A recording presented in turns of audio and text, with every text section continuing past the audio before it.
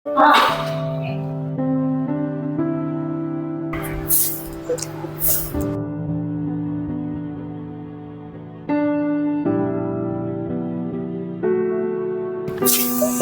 papasok ko na pala. Pinaghanda kita rin na nagluto ko ta. Saka yung baon mo, nakuha mo na ba? Opo, tay. Nakain ko na po.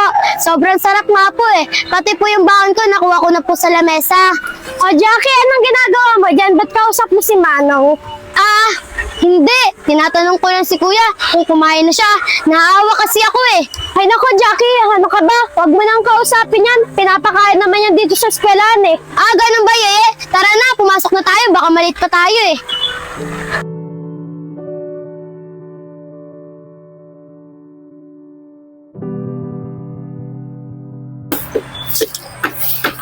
Aray ko!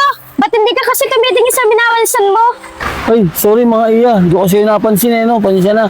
Anong pasensya na? Ayusin mo yung pagtatrabaho mo. Daddy ko nagpapasahod sa'yo eh. Pansya na talaga. Hindi ko na uulitin. Anong pasensya na? Hindi talaga ito mauulit. Kasi papatanggal kita sa daddy ko. Mga iya, pansya na talaga. Huwag niyo akong patanggal sa trabaho. Mawala akong trabaho. Kawawa naman yung anak ko.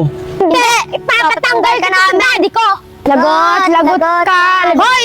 Wala namang ginagawa sa'yo si Kuya! Bakit niyo